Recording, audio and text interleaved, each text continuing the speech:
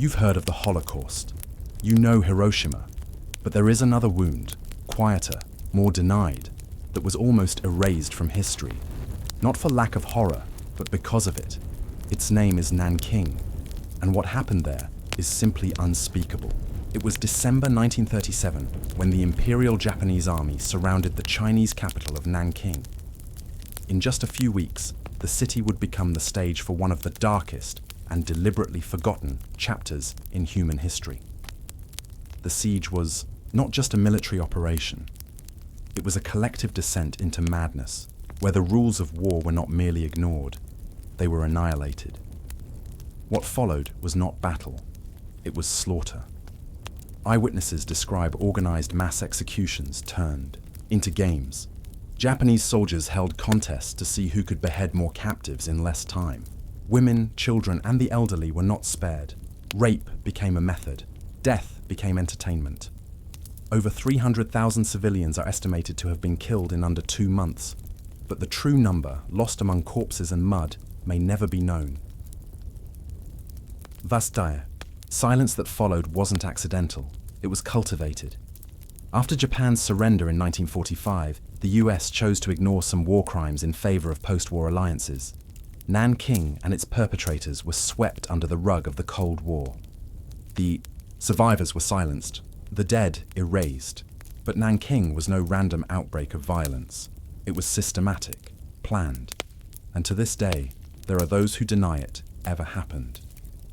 That kind of denial is itself a form of violence against memory. Nanking reveals not just what humanity is capable of doing to others, but what it's capable of doing to truth. Photographs were censored, documents destroyed, witnesses intimidated. The attempt to erase Nanking from history is a crime unto itself. Denying pain only deepens the wound. While the world builds museums for other atrocities, Nanking remains a muffled echo, asking to be heard, not for revenge, but for justice. What makes Nanking so terrifying isn't just the number of deaths, it's the nature of the cruelty. Survivors describe not unhinged soldiers, but calm, organized men, laughing as they committed atrocities. Evil wasn't an accident, it was method. Foreign journalists and missionaries documented the grotesque. Infants bayoneted mid-air like target practice. Entire families forced to watch each other be raped and killed. Homes set ablaze with civilians locked inside, while soldiers took photos, smiling. One of the most harrowing aspects was the institutionalized rape. An estimated 20,000 to 80,000 women were assaulted. Girls as young as 8, grandmothers over 70, even nuns. Many were killed afterward, not as an afterthought, but as part of the ritual. Some were skinned alive, crucified upside down. There were no limits. And the international silence was deafening. Cruelty wasn't chaos, it was celebrated.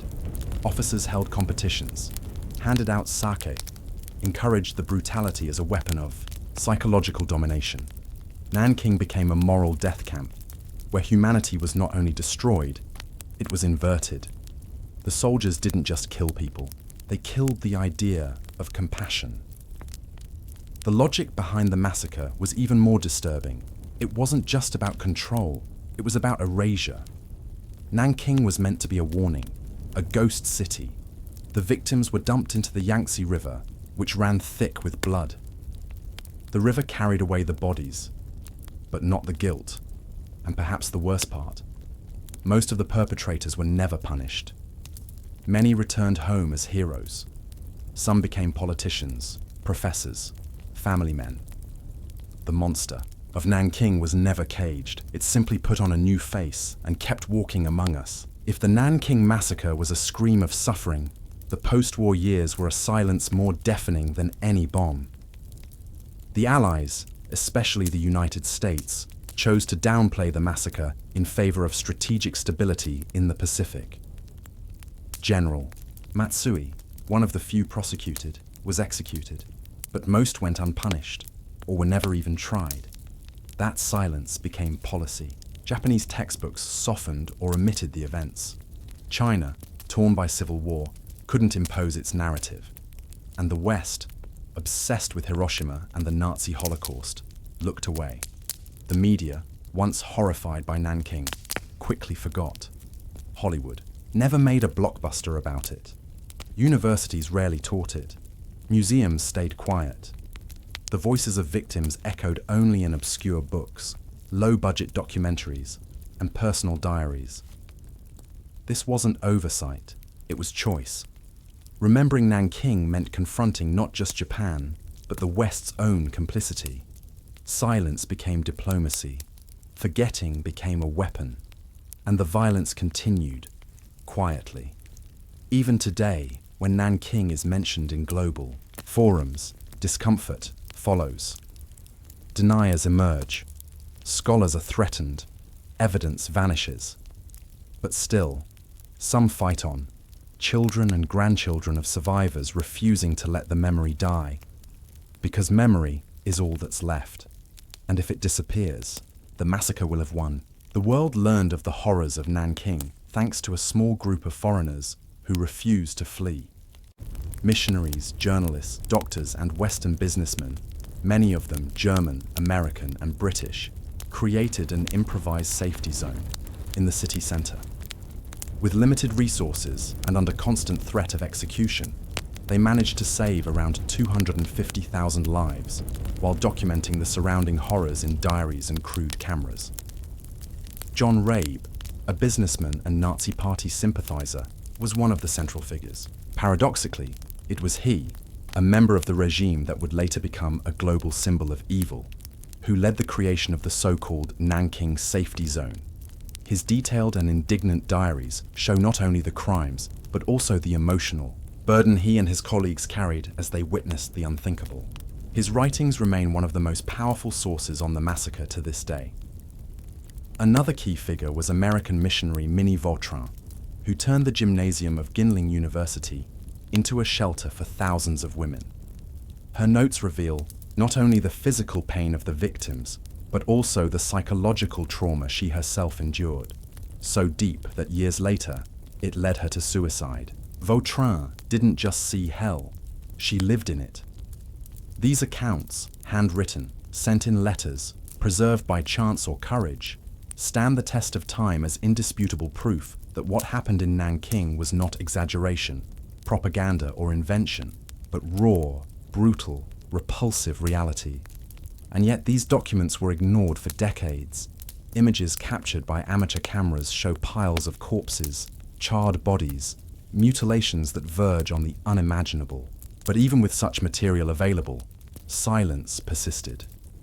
The witnesses became footnotes, their legacies relegated to academic niches. Only recently have their voices begun to be heard loud and clear, but time has already eroded almost everything. The world owes much to these witnesses. They were not just observers, they were human shields, chroniclers of an apocalypse, martyrs of truth. And if we know anything about Nanking today, it's because some people decided to face the horror with open eyes and didn't look away. Decades passed, but the trauma of Nanking never healed. It was transmitted from generation to generation, silently, like a cursed inheritance. The children of survivors grew up hearing whispers, or nothing. And it's in that void that pain becomes even deeper, growing without form, without name, but never without weight. Many descendants report recurring nightmares, inexplicable anxiety, a chronic sense of misplacement, as if they carry in their bodies a guilt that is not theirs, a memory they never lived, but that pulses in their emotional DNA. Recent epigenetic studies already suggest that intense trauma can leave biological marks in subsequent generations. Nanking may have died physically in 1938, but spiritually, it remains alive. In China, the event remains an open wound. Museums were built, books written, but the weight of the tragedy still divides opinions. Some want to move forward, others demand historical justice. There's a conflict between the desire to forget and the need to remember. And at the center of it all are the survivors, fewer and frailer with each passing year. Many of them lived their entire lives in absolute silence until old age forced them to speak. And when they speak, it's not with hatred. It's with exhaustion, as if they've carried a suitcase full of stones for decades, just waiting for the right moment to let it fall. Their voices are dragged, full of pauses, as if measuring each word not to let out what still hurts too much to be named. The pain of Nanking spread like a slow poison, and wherever there's silence about it, that poison accumulates. That's why videos like this exist, to break the cycle, to say clearly that what happened there matters, that the lives lost matter, that the inherited trauma matters. Because if we don't say it, the massacre will have won again, just in slow motion. The Nanking Massacre is not just a past event. It's a dark mirror of the present. It forces us to look at how easily truth can be shaped, erased, denied, and worse, replaced. Modern deniers, armed with manipulated arguments and revisionist theories, try to turn victims into questionable numbers and perpetrators into soldiers just following orders. But there is a force greater than oblivion, active memory. It is fed by independent films, underground exhibits, brave educators who defy politically convenient curriculums. It lives in solitary social media posts, in books rejected by major publishers in channels like this, daring to say what no one wants to hear. Remembering Nanking is an act of resistance. It protects the past from silence. It rejects the narrative imposed by diplomacy, geopolitics, and fear.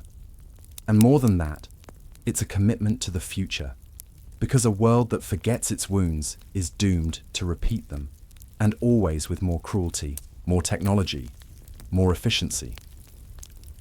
Today, in the 21st century, the Nanking Massacre remains an uncomfortable scar, a pulsating wound that doesn't close because it was never treated with truth. And maybe it never will be.